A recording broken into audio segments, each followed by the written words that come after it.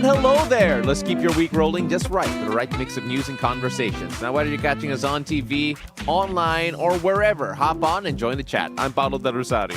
Hello there, beautiful people. I'm Asis-Carilo. Here's your daily dose of deep dives and good vibes. Welcome to Beautiful Day! And it is a bit of gloomy day as evidenced by our background because live po yan, live view outside, of course. Hindi lang siya masyadong gumagalaw right now, Yes. pero yan po talaga yung view outside. Oo, kapag the bumabaha, studio. may pato na na lumalangoy doon. May So, yes, boats. may boats, of course. Minsan speedboat, diba? Kasi bilyonaryo tayo Hindi masyado bumabaha dito kasi maayos yung flood control Ganun project ba? here in our Okay, area. sige.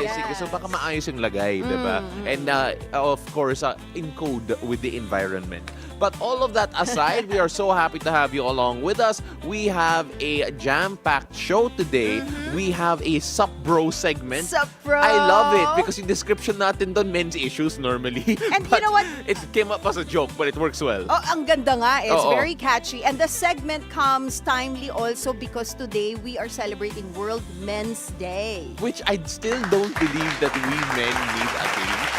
Everybody needs a day. What are you saying? No. If we could celebrate women for a day or a month, we Yeah. can celebrate men. I know.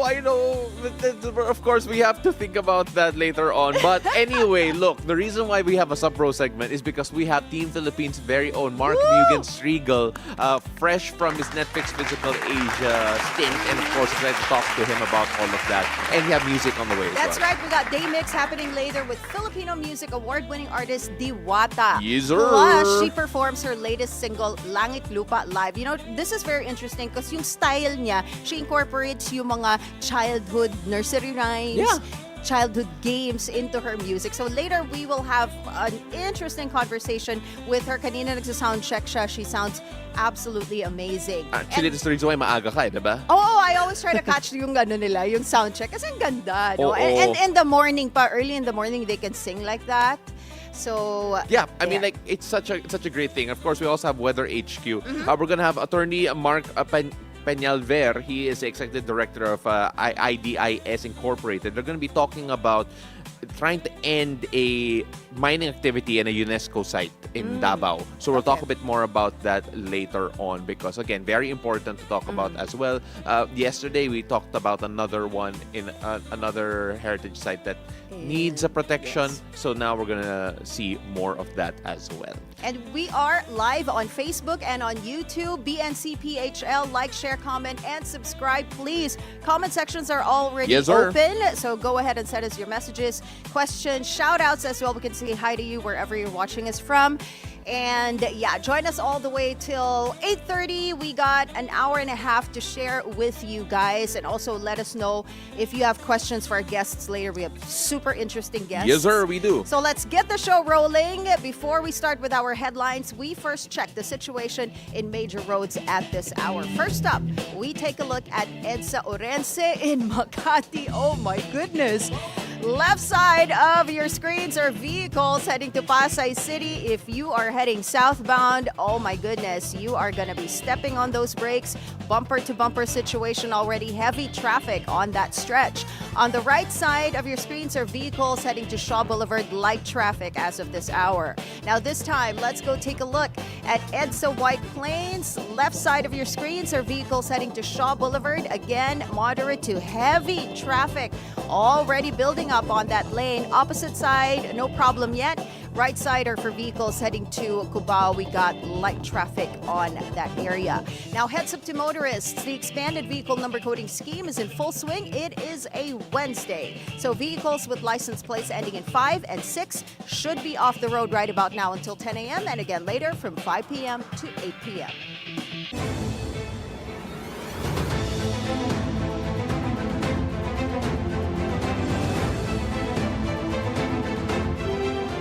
And what will the weather be like this Wednesday? Let's go find out from Paolo as he gives us today's forecast from Weather HQ. Take it away, Pao.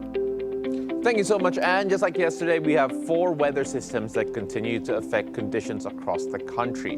Let's start off first in the northern part of the country, where the northeast monsoon is bringing cooler winds over to northern Luzon. Now, a shear line is also forming. Now, a shear line is when warm and cold air masses meet and is now affecting the eastern section of northern Luzon. Now, the easterlies are also still here. They continue to push warm and moist air towards most of the country. And in the south, we have the ITCZ. Now, the ITCZ is affecting most parts of southern Luzon. We're going to start off first in the northern part of the country. In northern Luzon, the northeast monsoon will continue to bring cloudy skies with light rains over Batanes and Ilocos Norte. As you can see here, a low of 23 degrees Celsius and a high of 26 degrees Celsius over in Basco, in Batanes. Same over in the Babuyan Islands with 24 degrees being the low here. But it's also going to be a relatively cool over in Cabugao with 25 degrees Celsius being the high there.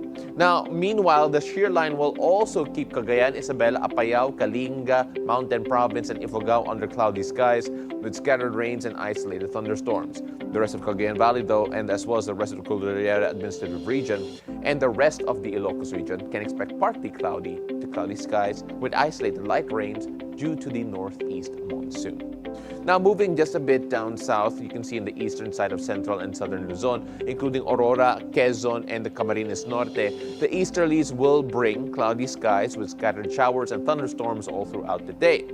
For the rest of Luzon, this includes Metro Manila, you will also experience partly cloudy skies with isolated rain showers, usually in the afternoon and the evening. Most of the Visayas will also have the same weather conditions. As you can see here, Metro Manila with a high of 31 and 28 degrees Celsius being the low, a bit warm there. Same thing as in Nasugbu and of course in Daet as well. You mentioned a bit further down south over in Visayas. Let's take you to eastern Visayas, where you'll also experience cloudy skies with scattered rains and thunderstorms. Again, this is due to the easterlies. The rest of Visayas can expect fair weather with only a slight chance of isolated rains. As you can see over here, some of the areas here in the eastern part of Visayas will have rain. Cebu City included there, 31 degrees Celsius being the high, with 26 degrees being the low there.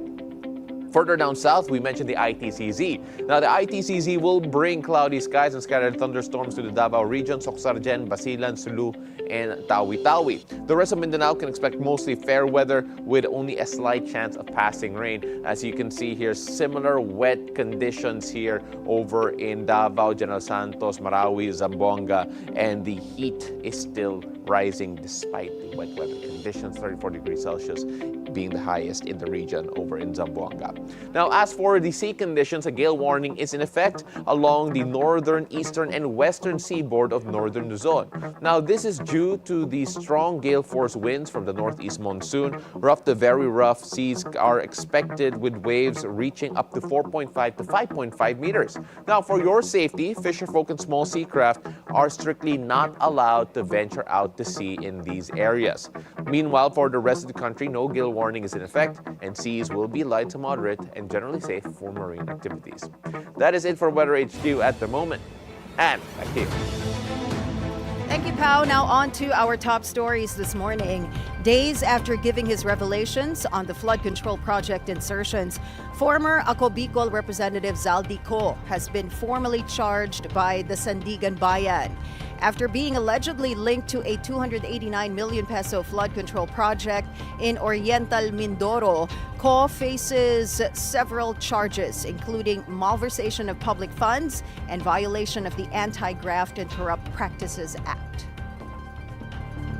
Because the amount malversed exceeds 8.8 million pesos and in line with the law and jurisprudence, the panel of Ombudsman prosecutors has recommended no bail for the malversation charge. Also facing charges are various officials from the DPWH, Region 4B, and the directors for SunWest Incorporated, a construction contractor linked to the Co family. Aside from this, a motion also has been filed for urgent raffle of the cases, issuance of warrant of arrest, and hold departure order for all those who are involved in this case.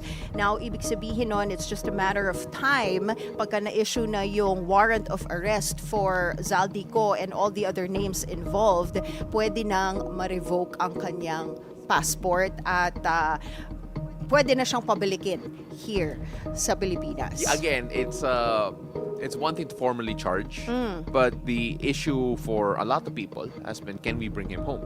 Of course, are we able to bring him back in time one to face the charges, to make sure that the accountability is there. He's already issued obviously that statement wherein he did allege that President Ferdinand Marcos Jr.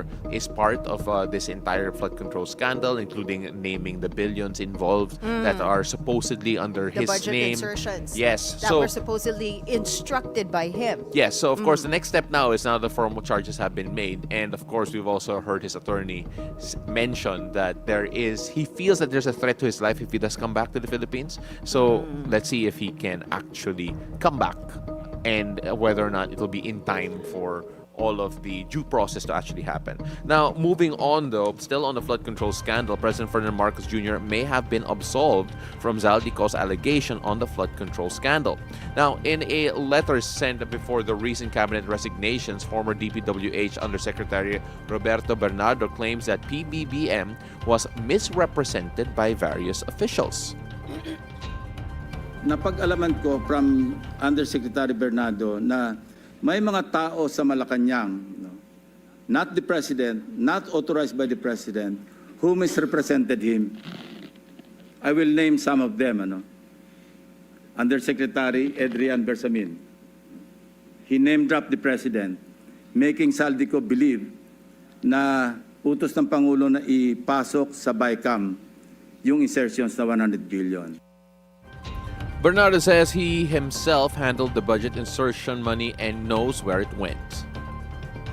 I heard Zaldico's statement that he delivered 25 billion to President Marcos and Speaker Romualdez, representing the commitment for the 100 billion. This could not be true because I handled the 52 billion pesos and I caused the delivery of the commitment for the 52 billion to Yusek Striegl Olivar. Personally, Mr. President.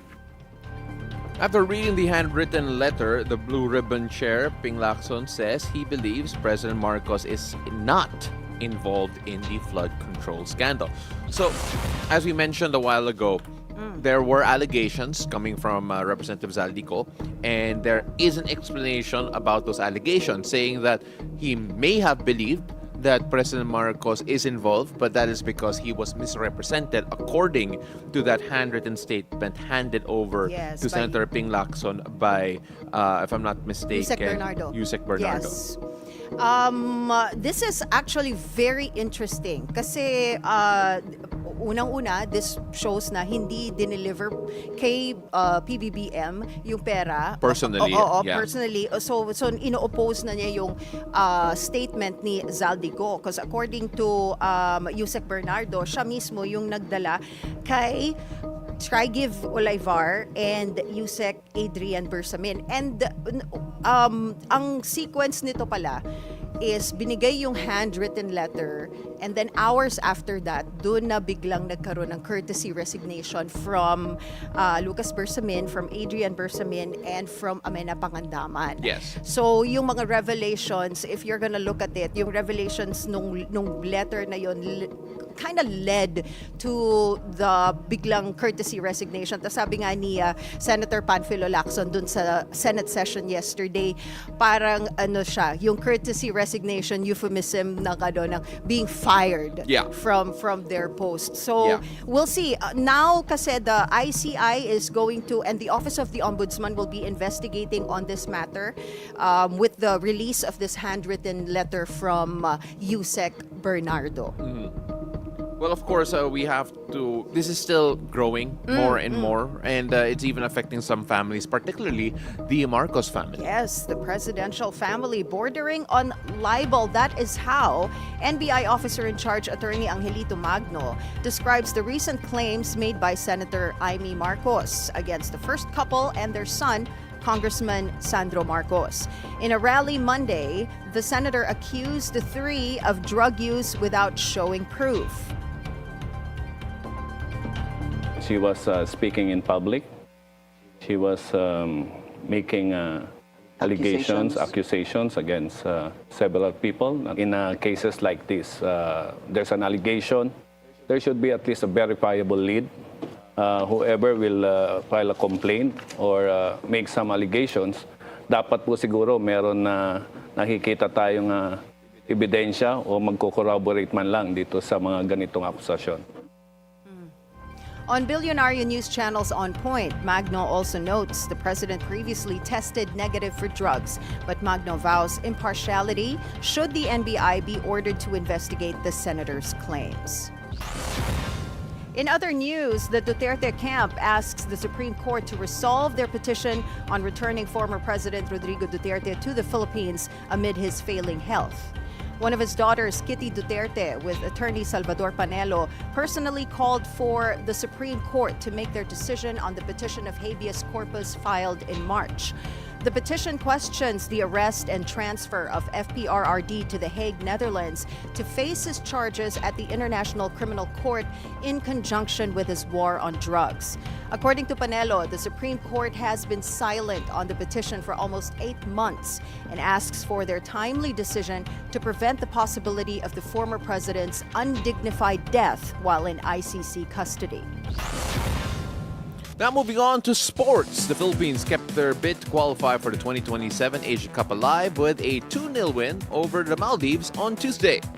Jefferson Tabinas got the Philippines on the scoreboard in the 24th minute after a thumping header in the 24th. Now, it did not take long before midfielder Sandro Reyes doubled the tally through a 37th minute strike after an assist from former UAAP MVP Harvey Gayoso 13 minutes later. Maldives would not concede for the rest of the game. The win is already enough for the Philippines to tie leader Tajikistan on points in the qualifying group. The Philippines now faces a daunting task of a fixture against Tajikistan on their own home turf on March 31 next year, where only a win will secure the Filipinos a spot in the 2027 meet in Saudi Arabia. It's a special day because we have 2 sports stories here. Oh, both local. Wow. The Philippines is set to host the 2025 Junior World Artistic Gymnastics Championships at the Manila Marriott Grand Ballroom in Pasay City from November 20 to 24. Close to 750 athletes from 74 countries are set to compete in the meet, a record turnout for the World Junior event. Now, leading the charge for the Philippines is Eldro Yulo, the younger brother of the 2-time Olympic gold medalist Carlos Yulo, on the men's side, and Elizabeth Antone for the women's division. Both Philippine athletes are fresh from podium finishes in the Asian Junior Championships last June. Gymnastics Association of the Philippines President Cynthia Carrion is confident that competitions like this will help boost the country's prospects of performing better in the future. Usually the one who wins in the junior level becomes an Olympian. If you look at so if Eldro wins it, I'm sure you have another Olympian there. But the next LA Olympics, we're going to bring a team. So Eldro will be part of the team, and with Carlos and 2 others that I'm trying to train so that our team will be good. That maybe we can win a medal for team.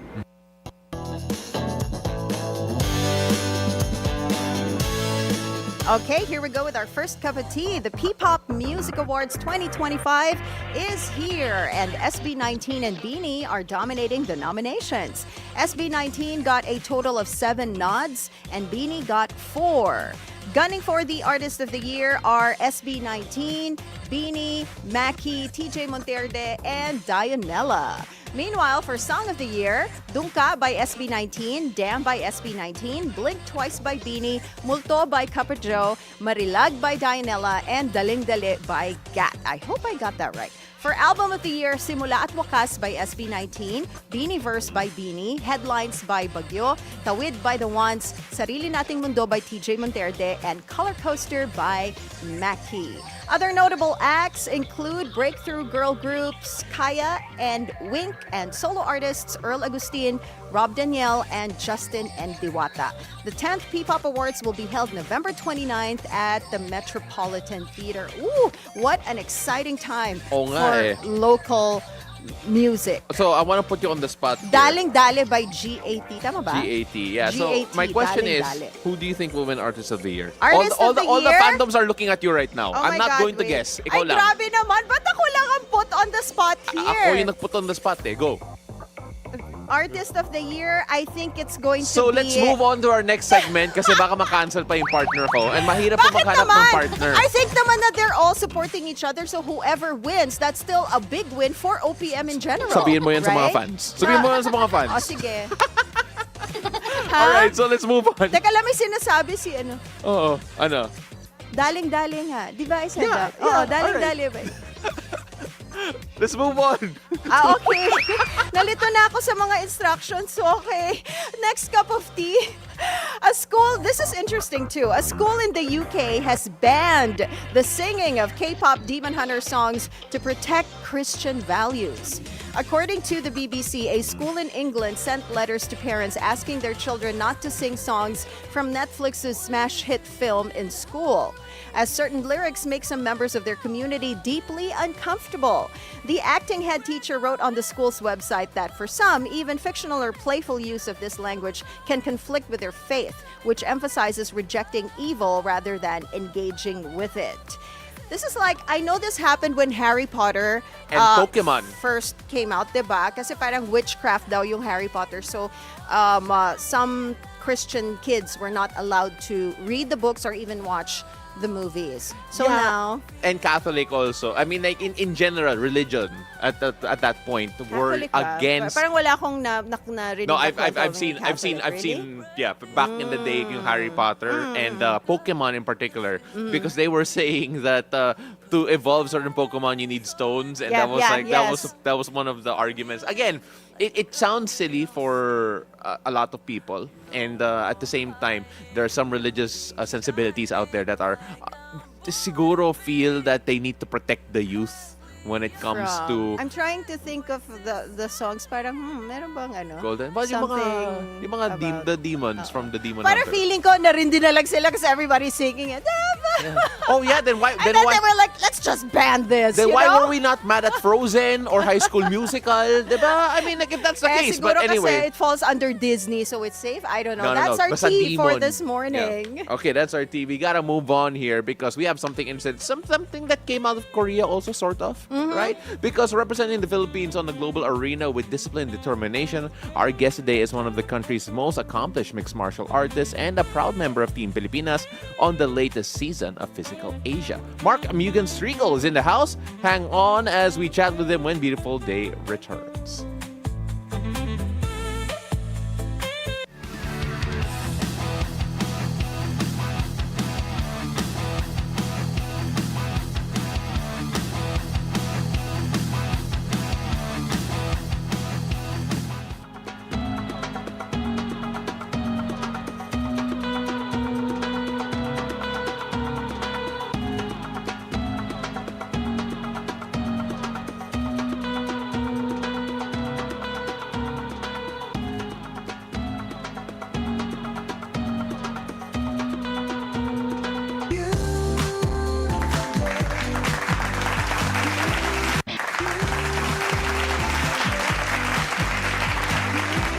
Welcome back to Watching Beautiful Day. Now, with us today, he's a Filipino-American fighter, an MMA champion, and a Sambo gold medalist, a dedicated athlete, a family man, and a trailblazer for Filipino martial artists worldwide. That's right, he has a long resume.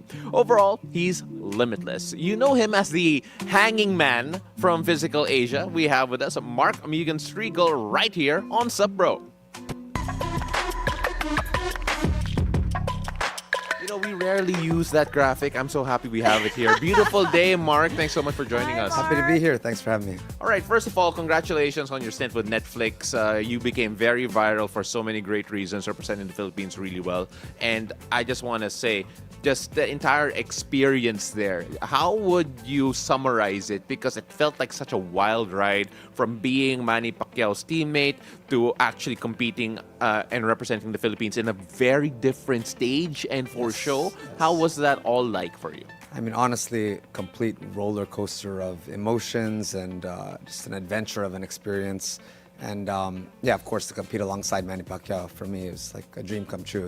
As a fighter myself, as an MMA fighter, and him being, one of the greatest boxers of all time. Yeah, competing with him was awesome, amazing. We can see the chemistry and the teamwork on cam, but how is it like for you guys, like off cam? Oh yeah, I mean, interestingly enough, most of us didn't know each other until we got there. Most of us. I mean, there were a few people. Lara knew Justin Hernandez. I knew Justin Hernandez from we worked out a few years ago. But most of us were meeting each other for the first time there. But we all knew the mission at hand, I guess, and we all got together, and yeah, there was good chemistry. We all got along. It's just great because a lot of people were confused about whether your last name was Mugen or Striegl. And Right. if I'm not mistaken, Mugen is actually, it means something. Yeah, it's my fight nickname. Since I was born and raised in Tokyo, Japan, Mugen's Japanese for limitless. So the last episode was already shown last night or yesterday? Yes, yesterday. For Are Physical you Asia. willing to spoil it for people who haven't? 2 bronze medalists from the Paris Olympics, one in judo and one in wrestling, and then they had a PFL and Bellator MMA fighter girl. So they had 4 very decorated combat sport athletes. So some of those teams, being a combat athlete myself, yeah, I had my eyes on them for sure. I'll put you on the spot even further, like a follow-up question. Was there a particular country or a particular challenger that, when you saw them, you were like, okay, I think I got this, but totally surprised you with their performance? I mean, honestly, my match with Sunny for the ball wrestling. Oh, yeah. Yeah. the that was rugby guy insane. from Thailand. Yeah. Because I was pretty confident going in. This shouldn't be a spoiler because you should have watched it already. There was a jeepney blitz thing Yes, that came up. yes. I believe Yeah, Justin I came saw up that with too. that, right? Okay. And it's such a rugby thing to come up with. But at the same time, just how did that actually bring the team together? Because it felt like you got to have the same, mindset to actually Yes. pull that off. No, definitely. I mean, Hanging on fabric rings with a poker face for nearly 3 hours. Let me just say before we continue with your answer, see Paolo, he originally wanted to do this whole interview. Now the two of you hanging shirtless here in the studio. But then they can't support They us. they can't attach anything kasi on, I don't know, wherever. yeah, we need the rings. Yeah, we need the rings But and everything. really, that's just him finding excuses not to push through with that idea. We tried. Plus, the interview can't last 3 hours, and that's how That would be long. That you would be can long. hang, man. Hang, man. Oh, Hangman, okay. yes, yes. Play on words. But how? How did you do that? Yeah, that honestly felt like some kind of medieval torture. I mean, time was just going by so slow. And in the beginning of the challenge, when they announced we're 5 minutes in, I really thought I heard like 10 minutes, and that's why I said, was that 10 minutes? And then the girl from Australia, who's half Filipina actually. Oh, really? She's half Filipina. She said, no, that's 5, dude. And I was like, oh my gosh, like it's really going by slow, And then I basically tried to keep poker face just to kind of psych them out, Yeah. the other 2 girls, and Okay. to show them that like I can go forever. But yeah, my body was cramping, and I was just trying to keep it cool and slow down my heart and like breathe through everything, kind of like I don't know, like some kind of Zen monk training in the mountains or something. That's what I was thinking in my head. Yeah. I mean, like, do you actually try to do a split at one point?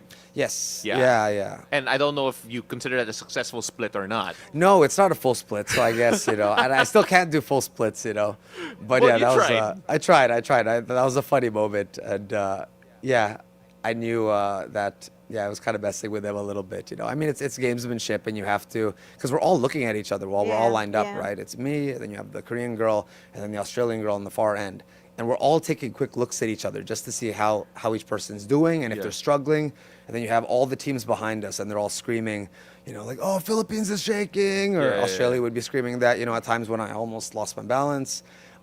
So, you'll look over quick, but you don't look too long because you have to focus on yourself. Yeah. Even just Yeah. turning your body is going to mess up the Yeah. ropes, right? So it's Yeah. just like a quick glance and then looking. So I knew that some of the things that I was doing, the other teams would talk about it in the back. There's the sort of split. Almost a full split. Almost the full split. I Yeah. got to work on it. Yeah. Work on my flexibility. Look at your face. Poker Like, face you're the so entire time. calm. Poker face the entire try. time So you for have 3 that hours. poker face and you got that Zen thing going on in your head. But was there ever a moment like, okay, I'm gonna drop? No, I don't think. Not really, to Yeah. be honest. Yeah, not Really? Oh my gosh. I mean, my feet were in a lot of pain, and I just kept telling myself, like, I can go 5 hours, I can go 6 hours, because I didn't really know, I had no idea how long it would last. So I was just trying to positive talk to myself. I and, feel like the most challenging thing there is to look calm the entire time. Yeah, I mean, like No the- wincing, that no one, like, I was, I was slight panicking panic. there. Diba? Yeah, there was a little panic there. Yeah. When I lost the balance. I was going to joke that at what point did your tears and sweat start looking the same? But a thing that a lot of people did enjoy from the show, another viral moment from you, actually from Thailand, is James saying "wow" as soon as you stepped James out. is the best. That's so funny. Yeah, that moment was hilarious. Yeah, there it is. there. And that's the funny thing, because James actually went a bit viral here in the Philippines for his reaction to you. Obviously, are you in touch with any of the other competitors after this particular season? Yeah, I keep in touch with some of the athletes, and actually I was chatting with James the other day, because there's a chance I'll go to Thailand for the SEA Games. Oh, really? Sambo's not in the SEA Games, unfortunately, not in this one. But in the December SEA Games, I might go there to support some judo teammates. So if I do go, if the trip does push through, maybe I'll meet up with James. Oh, you got to make content with him. Would be fun. Oh, Would yeah. be fun. Oh, 100%. That'll be really great. What were some lessons that you learned from, these challengers, people from different cultures and styles? I mean, yeah, it was cool just seeing all the different cultures and the different athletes. I mean, everyone, they're all high-level athletes, so everyone's quite respectful. And I mean, there's a bit of gamesmanship, of course, but there's still a lot of sportsmanship. And seeing countries like Japan, right? They're so respectful, even though they're all such accomplished and decorated athletes. So that was cool, and just seeing the difference in every single country. I mean, everyone saw that Australia was quite vocal, right? But they're super respectful as well, and that's just their personality. If Physical Asia were in the SEA Games, we'd be gold, because we were the longest lasting Southeast Asian nation, by the way, now that you mentioned the SEA Nice. Games. Let's take a look at the Team Pilipinas in their run, because it felt like there has been some hate towards Array in particular for some of the performances that we saw, maybe the strategy not really working out. But at the same time, looking back at this entire experience, how would you characterize what Team Pilipinas was, and of course the showing here in the show? Yeah, I mean, I'm really proud of all of my teammates, and I know that we all gave it our all. We went all out and gave it everything we had. And of course, there's always going to be some hindsight bias, right? Like, oh, we should have done this better. Or we could have adapted in shipwreck, But it was just a tricky situation, and no regrets ultimately. What's the best moment of the entire show that you're gonna take with you? Cool. I always put him on the spot. No, though. that's good. That's good. No, it's like it's a your good most question. memorable moment. I mean, honestly, for me, it would probably be when I won the rope challenge, and then all of my teammates came running over, and Justin picked me up. I mean, that was like the best feeling ever. Because that's everyone was so happy. We were all there together, and we're all celebrating, and we knew, like, okay, we're in this. We can do this. And yeah, because it was 3 hours. I mean, no, it was 2 hours and 45 minutes. So I remember even when the girl from Australia, when she dropped, Yeah. I celebrated, and then I looked away, and then I did a double take just to make sure that she really dropped. Because mentally I was like, did they really? I want to make sure before Yeah. I jump down from the ropes, because we were up there for so long. So yeah, it was a great feeling. And then celebrating with everyone was awesome. That would be my that moment I'll take forever with me. That would have been funny if you dropped off and it turned out you were hallucinating that you fell. Yeah, no, you fell off. that's why I had to look twice. Honestly, I was like, am I sure? Did she really drop? Like, is this am I just like, hallucinating, going delirious here? Yeah. I mean, like, look, apart from obviously the show Physical Asia, you are also very well followed online for the fact that you take martial arts seriously and you make fun of people who don't take it seriously. You're known as the Bullshido King for wordplay there. You can look that up. Yes. And when we talk about martial arts, you could go in so many weird directions when it comes to it, There's right? some crazy stuff out there. And you'd think that, the interesting thing is you'd think that with the UFC being so popular now, and with boxing being so popular, that some of these, bad dojos, mukdojos, whatever you want to call it, that's another play on words, like McDonald's and dojos, mukdojos everywhere, right? yeah. Like, you'd think that there would be less of these places that exist teaching bad techniques, but there are surprisingly still a ton of them, right?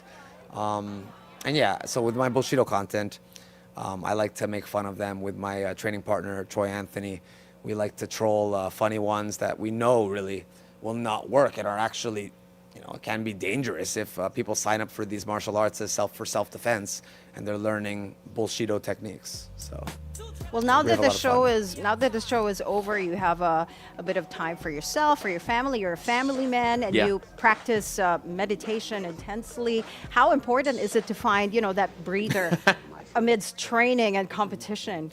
Yeah. Family time is my time to unwind and relax. My family's actually in Baguio, so I have to split my time between Manila and Baguio because national team training is here in Manila. Yeah. So it's always nice. They either come down to see me or I go up to see them, and it's always nice to be with them. My kids are 6 and 4, so Oh, cute. it's a precious age, and that's my time to really relax and Yeah. just have almost like a vacation. Yeah, actually, we were supposed to try to have you over last week, but then, your family came first, and we Yes, completely we understood were. that. Thank you. And when we look at how important, because a lot of people look at athletes and just see them as athletes and don't really take a look at the support system they have behind them, right? Yes, The fact yes. that you split your time between Baguio and Manila, just what does that mean for you in terms of the time that you spend with your family, because it's a bit more limited than you would rather prefer because you're going back and forth. Just how important is it that your work is actually fueled by what you have back in Baguio? Very important, and I think for athletes, you need to have. It's very important to have a support team, support system, right? And that drives you and pushes you and motivates you further. I mean, thankfully, there's things like Facebook video now and stuff. So at least, we do Facebook chat every day. So I say goodnight to the kids and stuff. But it's tricky at times, right? But then I think okay, a few hundred years ago when people were sending letters, So I'm lucky. We're lucky with technology these days. We're already seeing Mark now as an athlete. What is Mark like as a dad? Still an MMA champion. Well, my son Maxi, he's 6, and he takes jiu-jitsu classes, and I want him to. I think he has some natural grappling ability. Okay. He's just the way he wrestles around. He has good natural ability. Zoe, my daughter, she's 4. She has a little fire too. We have a little boxing bag that I bought for kids, and she'll just go over to it and sometimes say, "Daddy, look," and then she'll just throw a nice, clean, straight cross. And I'm like, "What the heck? Where did that come from?" So I don't know what the future has in store for them, but definitely my wife and I want to push sports for them because my wife used to play volleyball at Ateneo, and we both believe in the power of sports and how it can really help build your character and develop.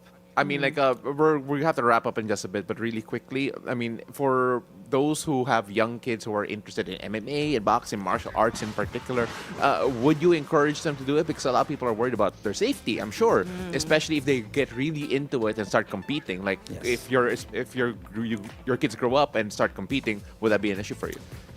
Yeah, I mean, of course, there's that fear. I remember when I turned was 17, I had my first amateur MMA fight, and my parents were really worried. And when I told them that I was turning pro, they got even more worried. But they trusted me, and of course there's that fear, especially if your kids are even younger and you're starting very young. But it really depends on the gym, and it's just about finding a safe gym with good martial arts culture and a safe environment. And a lot of martial arts are safe, whether it's jiu-jitsu, wrestling, Sambo.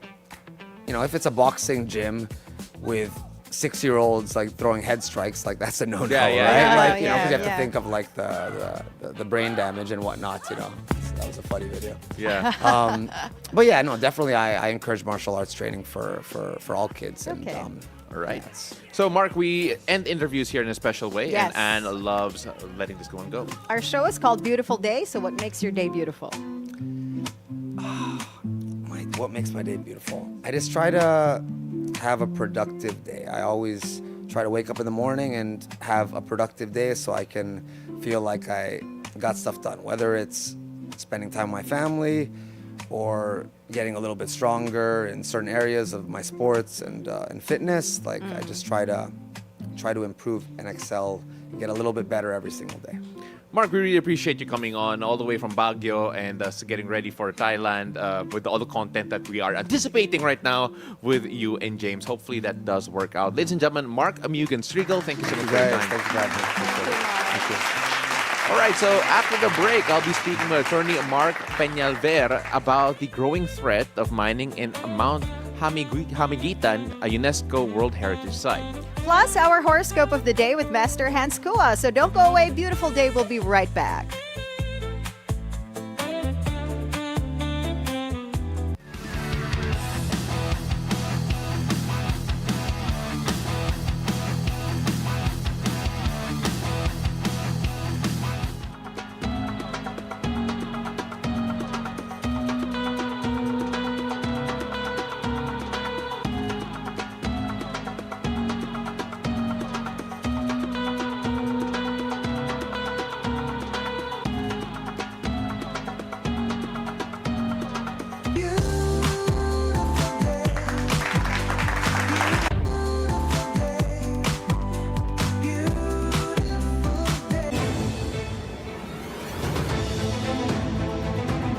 Welcome back. You're still watching Beautiful Day. This is Weather HQ. Mount Hamiguitan in Davao Oriental is a UNESCO World Heritage Site and a critical natural shield that protects communities from floods and typhoons. But today, this biodiversity hotspot faces serious threats as reports of mining damage in Barangay Macambol continues to grow. To help us understand the impact and the call to end mining in the area, we're joined by attorney Mark Peñalver, the Executive Director of IDIS Incorporated. Magandang umaga, attorney. Thank you so much for joining us here on Beautiful Day. Magandang umaga po, Sir Paolo, no? And magandang umaga sa lahat ng nakikinig at nanonood po. Attorney, bigyan muna natin ng introduction yung Mount Hamiguitan to the general public. Bakit po ito mahalaga in terms of yung ecology in the area? And of course, paano ito na-designate as a UNESCO World Heritage Site? Yes po, no? Yung Mount Hamiguitan Wildlife Sanctuary was declared a UNESCO World Heritage and also an ASEAN Heritage Park. No, apart from that, it's also declared as part of the National Integrated Protected Area System of the Philippines. So, nakikita po talaga natin kung gaano ka-importante yung ecosystem ng Mount Hamiguitan. It's a home for different flora and fauna species, no? And there are also species that can also only be found in Mount Hamiguitan. Kaya nga po, it's a key biodiversity area and it's very important to be protected kasi nga it's unique ecosystem kasi makikita mo doon yung mga bonsai or yung pygmy forests, no, yung maliliit na mga forests ng mga hardwoods and different kinds of species. So it's very important that this area is kept protected, no, from any threats and danger, and its ecological importance also helps, no, protect communities from any disasters, no, from typhoons, from landslide and any other calamity. So the protection of Mount Hamiguitan should be a paramount interest of everyone, especially the local government unit. Well, na-mention mo nga po that in Davao Oriental, it does act as a natural shield, especially against floods and typhoons. At the same time, though, even though it is acting as a natural shield, there has been damage being done to the area in particular, 200 hectares allegedly caused by mining activities in Barangay Macambol. Can you give us a bit more of a status update po on just how extensive the damage is with the mining activities? Yes po, sir. No, as you have mentioned, no, it already parang damaged 200 hectares of land or forest lands, no, because of mining. So we've been raising this issue since 2015, 2016. You know that yung mining nga malaki yung impact niya dun sa Mount Hamiguitan and of course Pujada Bay. So dalawa po yung protected area na naapektuhan nung mining area dito sa Barangay Macambol. Mount Hamiguitan on top, no, which is the UNESCO World Heritage Park, and also Pujada Bay sa baba, which is also part of the National Integrated Protected Area System ng Philippines, and also identified as one of the beautiful bays in the world. No, so dalawang ecosystem yung naapektuhan ng Pujada Bay. Apart from the communities, yung contamination ng water, yung air pollution, and of course livelihood and food security ng community. So yung 200 hectares was greatly impacted, no, both the communities and both the ecosystem in Mount Hamiguitan and Pujada Bay. The IDIS is calling for the non-renewal of mining licenses in the area. Just so we have a timeline on if ever it does stop or rather hindi ma-renew yung mga mining licenses po. When do you hope rather that the mining licenses will not be renewed, and of course, what other action needs to be taken to ensure na hindi babalik yung mining sa area po na yan? So yung renewal naman po nung permit nila, it depends on DNR. So we are calling on DNR to not renew if they are up for renewal, to not renew their application or their permit for mining, or might as well revoke the ECC issued to them or revoke the MPSA issued to them to stop the mining activities in the area. And we are also working closely with the local government, the provincial government of Davao Oriental, to look at strategies to ensure the protection of Mount Hamiguitan and Pujada Bay. And of course, to look at any legal possibilities to be taken to stop the mining operations in in Barangay Macambol. Kasi nga po may mga communities na rin that are raising these issues to us. So we are now working with these communities to ensure that their rights are protected. And of course, we observe due process and avail of legal remedies that are available for us to use to just stop yung mining operations dito sa Barangay Macambol. Attorney, from a local community level, the argument against or rather for yung mining in the area will always be yung jobs, the local income, the economic benefits, especially for the immediate communities na nagsaserve sa mga mining companies na ito. What could you say when you compare that to yung long-term need to protect the environment and of course all of the recourses that you're trying to chase with regard to trying to stop mining in the area? In terms naman po on labor, sir, based on data, only 1% of the labor force has been contributed by mining operations in the Philippines. And with regard to specifically in Davao Oriental, most of the workers in the mining sites are not from Davao Oriental. So basically, it does not really contribute to the jobs or job opportunities of the local communities in Davao Oriental. And again, yung nagrereklamo din po are from the communities because they saw the impacts. They see the impacts of mining in their area. And of course, yung in terms of job opportunities, in terms of livelihood or employment, again, Davao Oriental is there's a big opportunity for tourism in Davao Oriental. And this should be focused more and this should be developed more by the provincial government of Davao Oriental and the local government units in the region. Kasi nga mas malaki yung opportunity ng livelihood and employment in terms of talking about sustainable tourism, and food security. So these opportunities can be developed more to provide more employment, more livelihood opportunities for the community. So again, mining is not really the answer for this. as it is really very specific and mining requires technical expertise as well. So hindi po lahat ng mga job opportunities na in-offer ng mining industry are coming from the communities, no? So it's not really true that they contributed a lot in job opportunities for the community. Attorney, let's take a look at yung mga gaps or failures in the different levels of both local governance or even legislative that have allowed mining to actually occur in a protected area. I'm sure you've studied this at the many different levels po. Where did you feel that the gaps or failures were that actually allowed mining to occur near a UNESCO heritage site and of course around protected areas? Yes.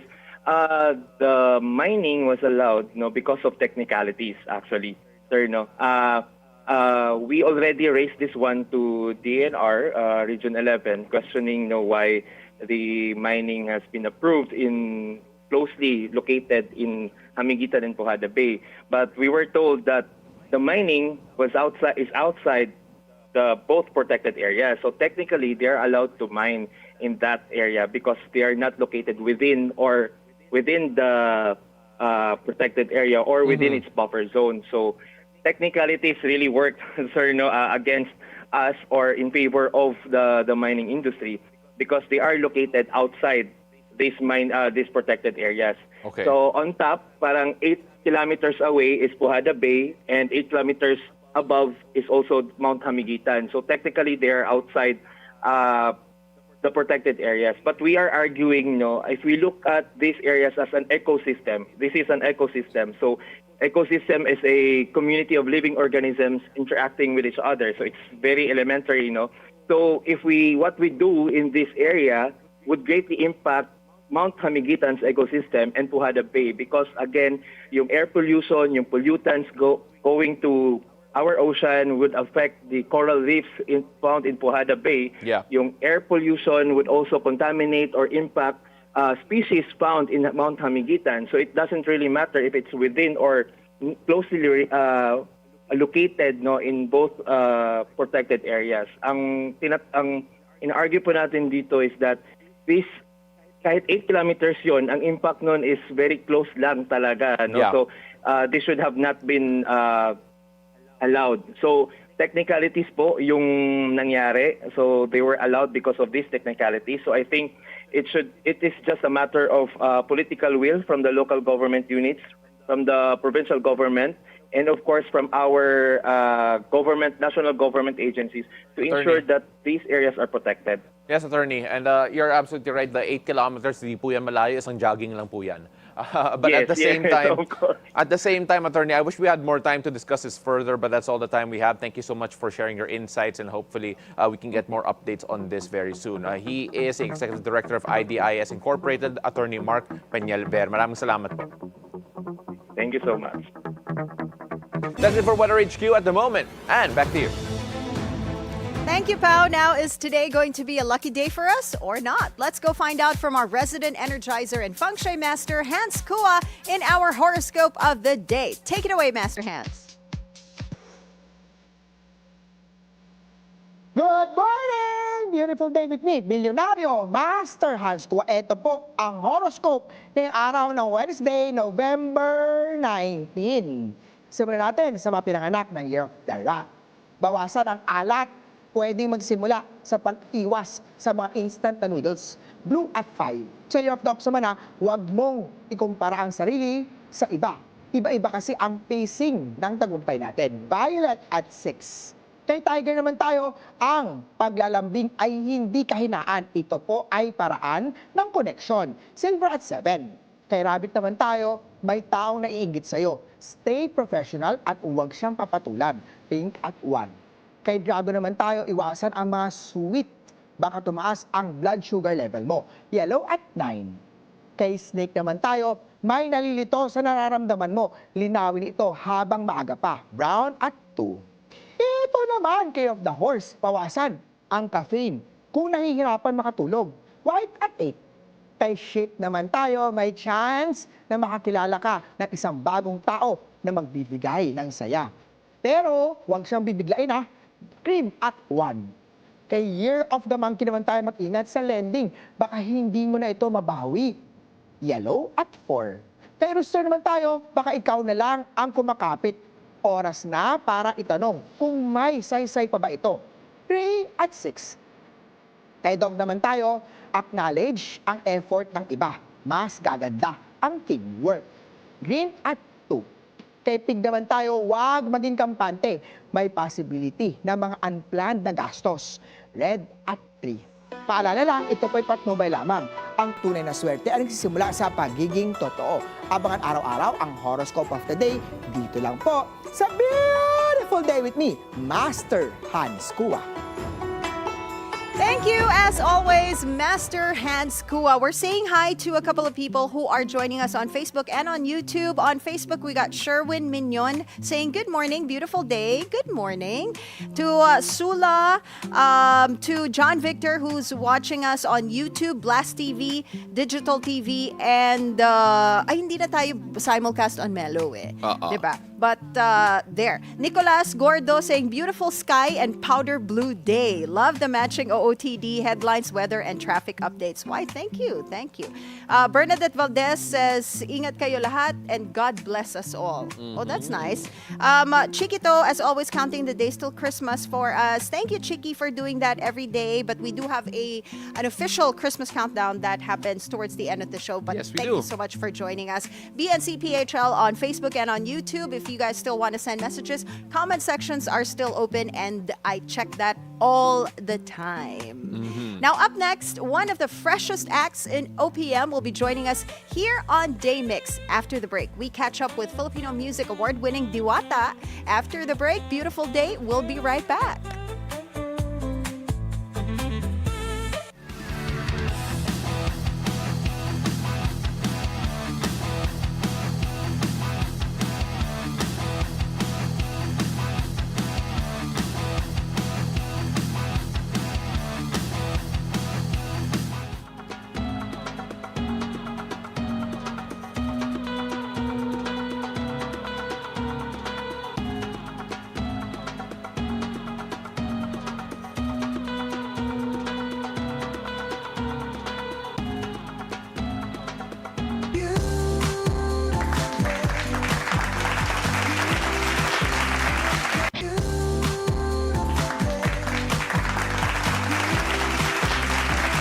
Welcome back to Beautiful Day. Sarap sa tenga, sakit sa puso. That's how fans describe her music that turns heartbreak into pure poetry. She's also been making waves for weaving her mother tongue, Bicol, into her sound. And recently, her gift for making our hearts crash was recognized at the Filipino Music Awards, where she took home Folk Song of the Year with Justin of SB19. Here's dwta as she performs Langit Lupa live right here on Day Mix.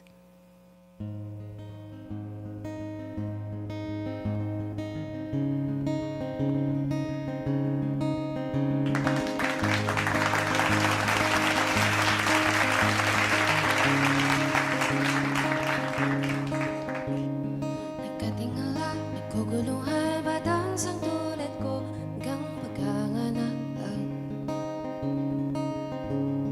Magpapalapit ka na sa akin, ba't parang may nagpipilit humila sa atin, magpalayo. Langit, lupa, imposible na maging tayo, sabi ni Bathala. Sa pagitan ng langit at lupa, di man tayo na pagbigyan ng tadhana, dahil sa langit, lupa, imposible na maging tayo, sabi ni Bathala.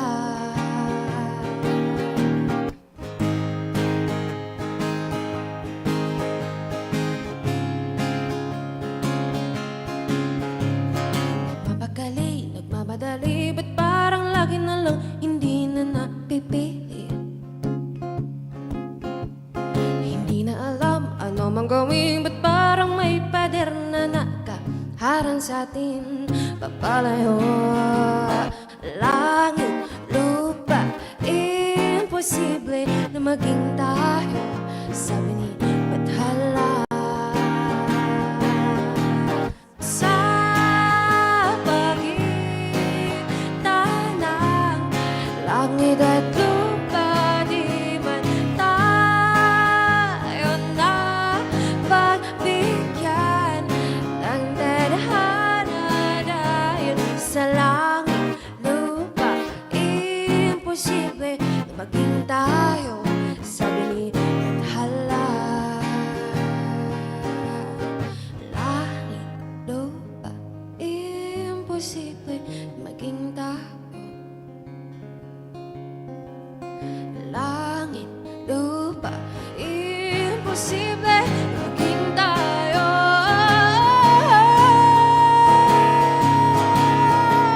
Sa pagitan ng langit at lupa, di man tayo napagbigyan ng tadhana dahil sa langit, lupa, imposible na maging tayo, sabi ni Bathala. Langit at lupa, langit at lupa, langit at lupa, langit at lupa.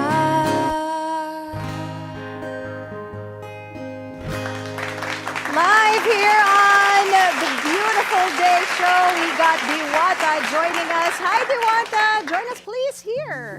You know, I have so much respect and admiration for singers who can sing like that early in the morning. Oo. Di ba? Ang hirap nun, Good ah. morning.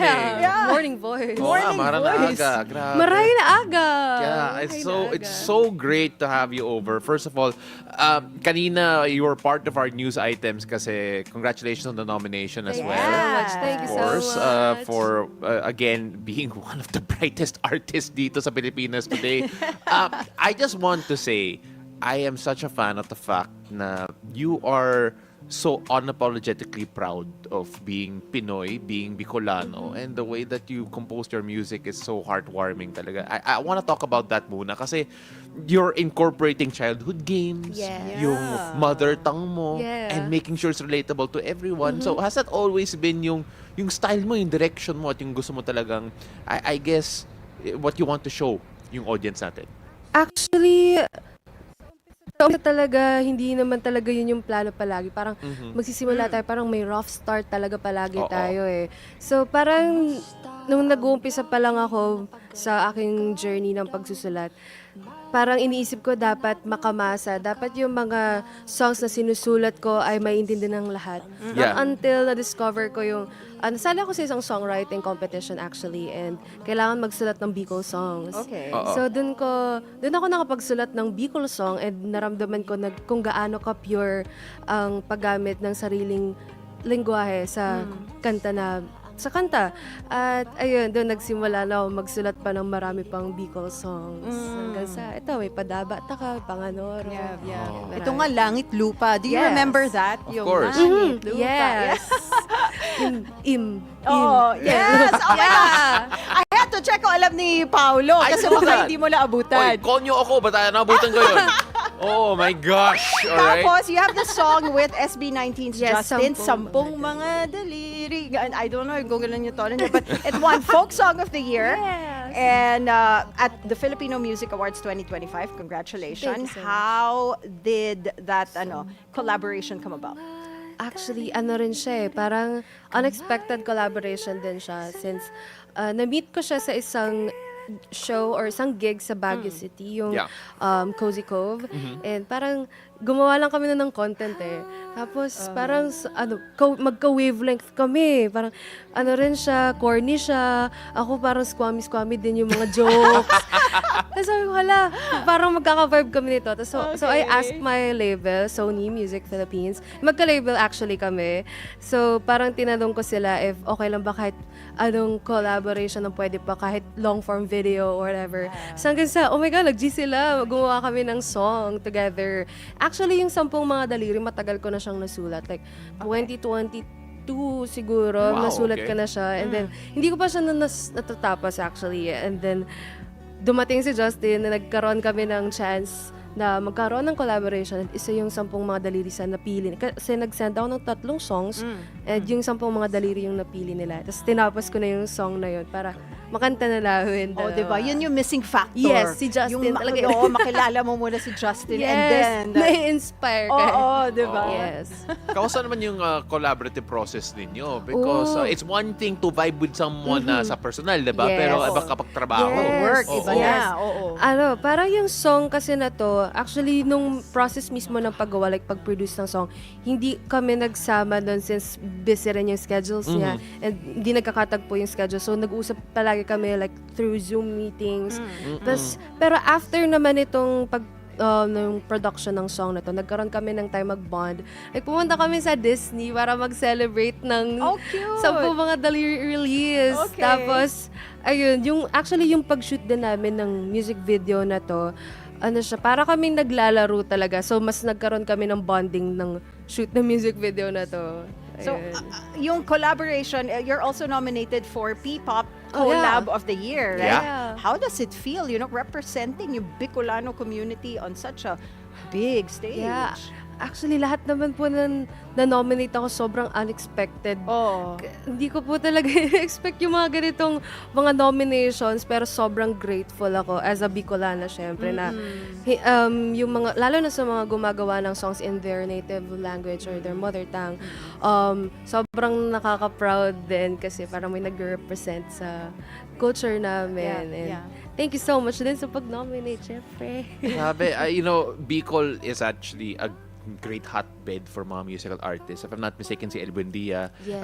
Imelda Papin, and of course, Jason Fernandez. When you talk about kung bakit ang gagaling ng mga taga Bicol sa music? Siguro dahil maanghang yung sili, may sili. Ayun, baka. And perfect baka kasi nga. yung bayon.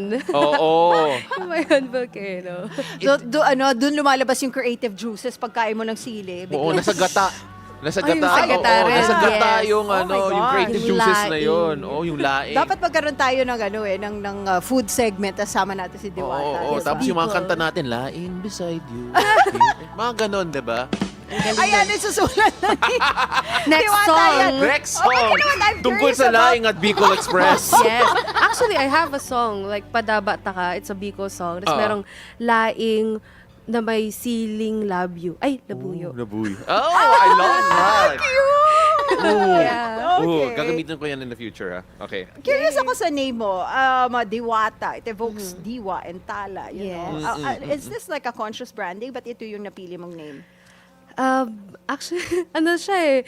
Dati kasi yung artist name ko is my full name, like Jasmine Villanueva. Yeah. Napakahaba niya. Oo. Tapos nag-rebrand kami into something na Filipino, which is yung Diwata. Very, parang enchantress, parang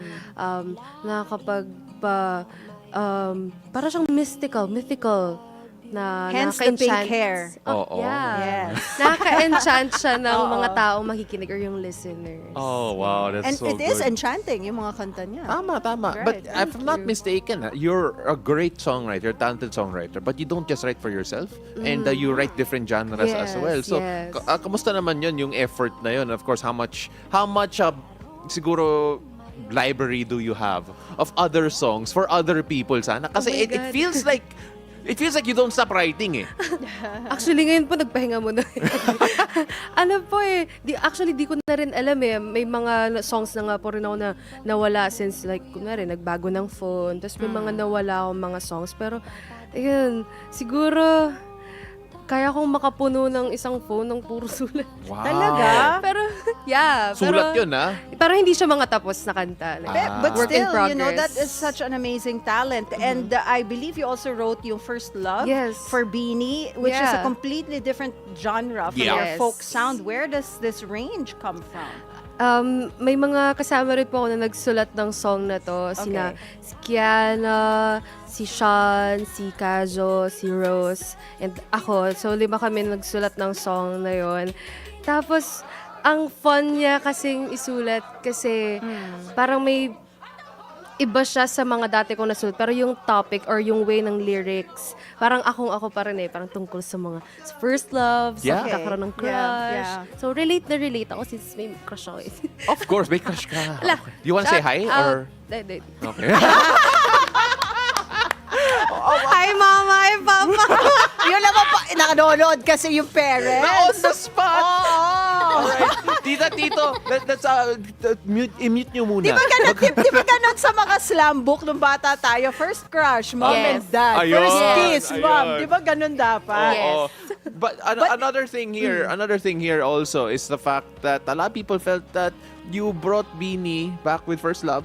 Yung original sound nila, yung I think the sound that a lot of people fell in love with. And Yes. alam naman natin ngayon that Beanie is trying to evolve as well as Yes. artists. Diba? How do you personally as an artist, how do you see that direction going? Kasi people have noticed as well. Yes. Actually, ano lang naman yun, normal din yun sa mga artists, lalo na yung trends din ngayon, sobrang dali na magbago. Like parang kinabukasan may bago na namang trend. So sila, syempre, kailangan din nila na sabayan din kung ano yung trend ngayon.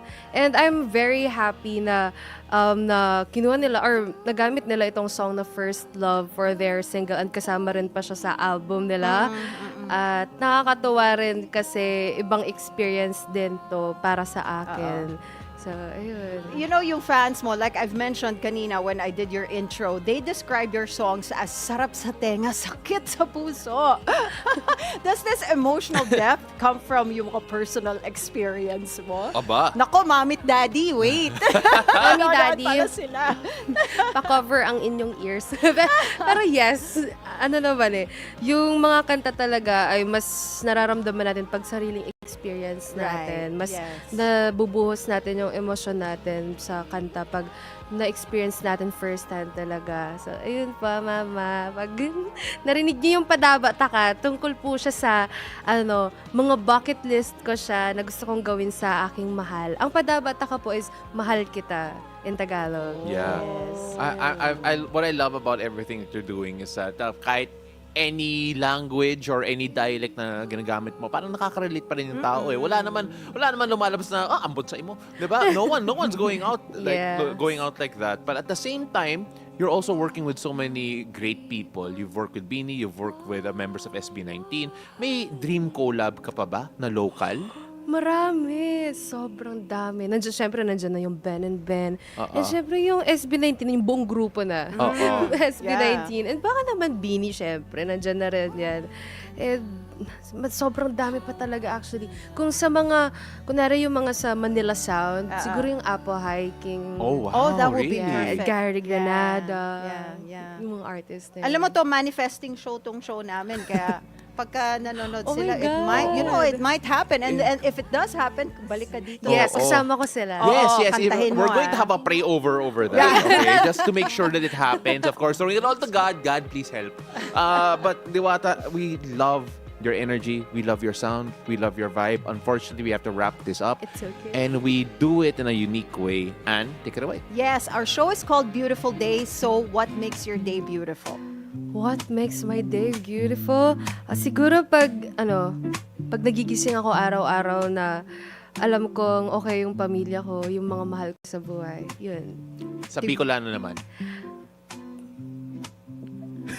Kita-translate ko po ba yun? Or whichever you want to say. Siguro padabaon ko kamugabos, sana ay marhay ang sa indong kamugtakan ngunyan, kung hain man kamo ngunyan, and sana nagkaon na kamong maray. Yan. What she said. Yes. She also was hoping that you had a good meal. In other words. Nice, yes. Thank you so much for joining Thank us, you. Diwata, ladies and gentlemen. And of course, make sure you follow her and subscribe and wherever on her socials, and of course, stream every piece of music of hers over on Spotify and wherever. There's her socials. They're right there at the bottom. Now, we also are counting out the beautiful days of Christmas, and we have only how many beautiful days? We have 36! 36 beautiful days 36 left. days? Grabe, yung Christmas album ni Dawata on the works. I Oo, hope. dapat may Christmas song na.